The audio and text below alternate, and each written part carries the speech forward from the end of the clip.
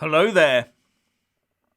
If Brussels thinks it can take liberties with Italy during this crisis, then they're in for a big, biting shock.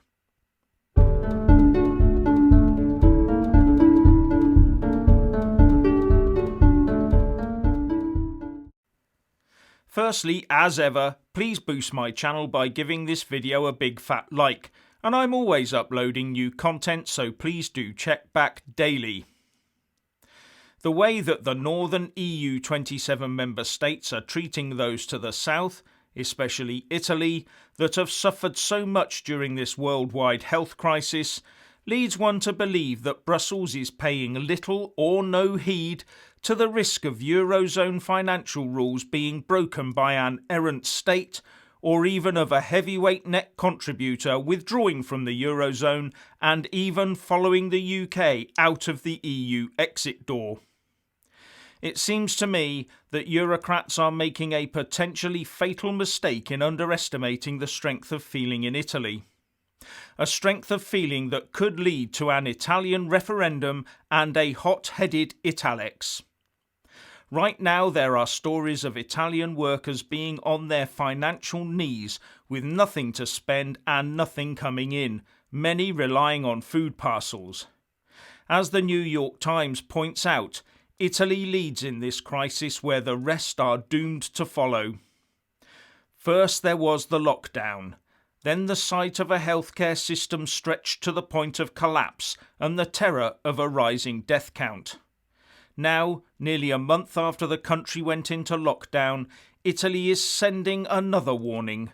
The economy is in trouble, bound for a major contraction, and the precariously situated workers, self-employed, seasonal, informal, are suffering the most. It's not clear how much longer they can survive. A recent poll in Italy by Techni showed that 67% of respondents now felt that EU membership disadvantaged their country. Even pro-EU Italian politicians and their supporters are rounding on Brussels and angrily condemning the useless EU help they were getting. And should Italex occur, then Spain may not be too far behind with a Spanex. And the driver behind this is the refusal by the richer EU27 member states, who consider themselves to be prudent, to soak up some of the debt from the harder hit member states who are deemed to be wastrels. No, they flatly refuse to consider an issuance of Eurozone-wide Euro bonds to raise the cash that could rescue Italy from its current despair. There is a meeting today of Eurozone finance ministers, a video conference of course, where the use of special financial instruments to raise crisis funds is being discussed.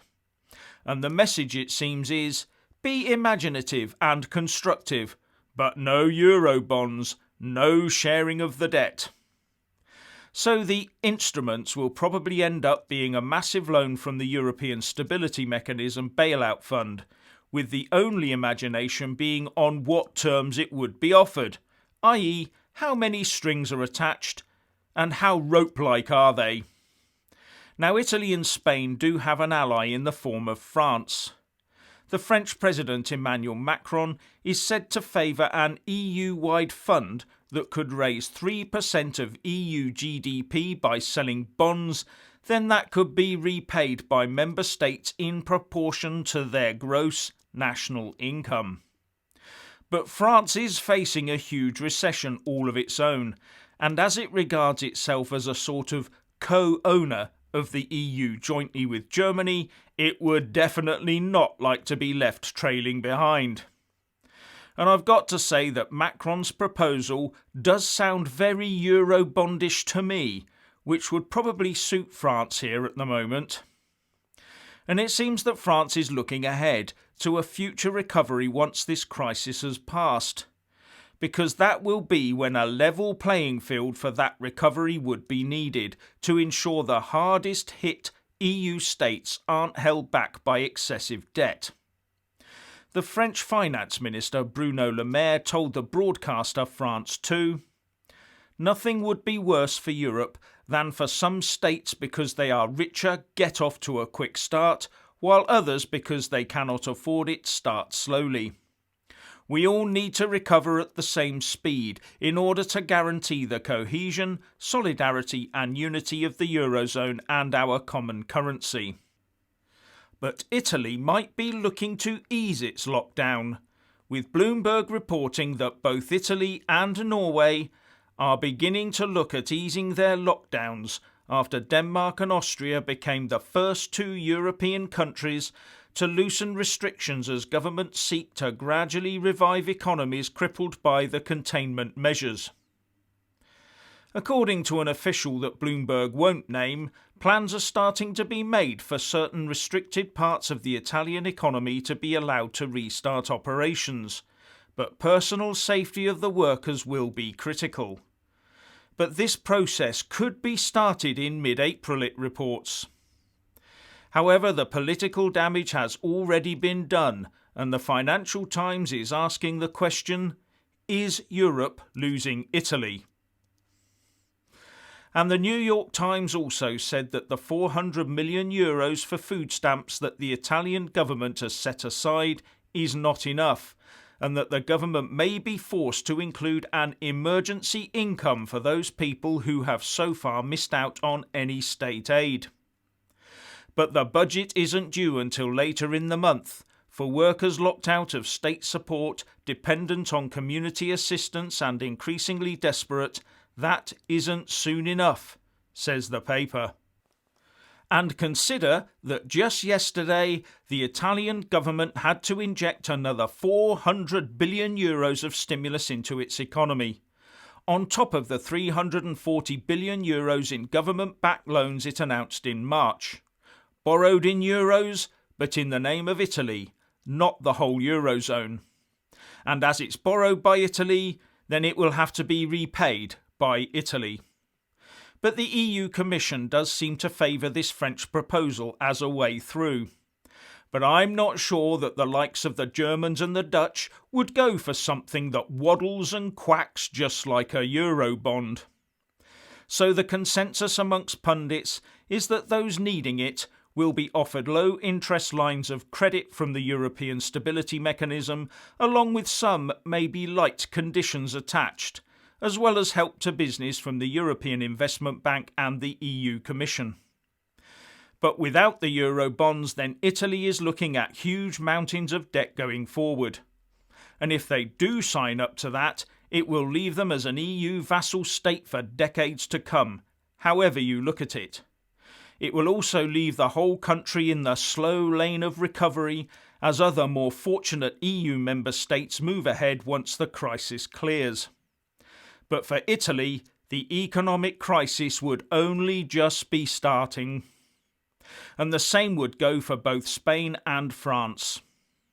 Now Italy might be told that if they sign up to the loans, then the subject of Eurobonds will be looked at again later. But would the Italians really go for that? Would they believe that? Would they trust the EU? Would the Italian people ever forgive their government if it sold them down the Tiber like that? But Eurocrats have no time or room for thoughts like that. As far as they're concerned, EU member state governments are there to sell EU diktats to their people and rubber stamp the laws and rules coming down the EU legislative pipework. Brussels seems to think that the Italians might kick off a bit. You know, a bit of Mediterranean shouting and some spilt olive oil. But at the end of the day, they'll take what they're offered and EU life will then get back to normal. But that's exactly what they thought about us cool-headed Brits, wasn't it? And look where that arrogance got them. Don't for one moment think that the UK's departure from the European Union is the greatest existential threat that the bloc faces.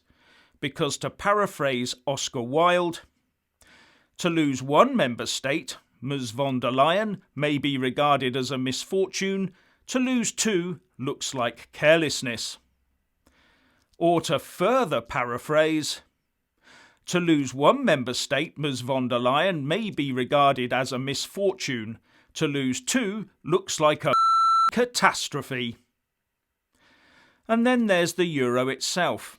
It looks dodgy enough right now, but a rogue Italy on its own could derail the whole Eurozone and thus unravel the EU itself. But how about a rogue Italy, Spain and France?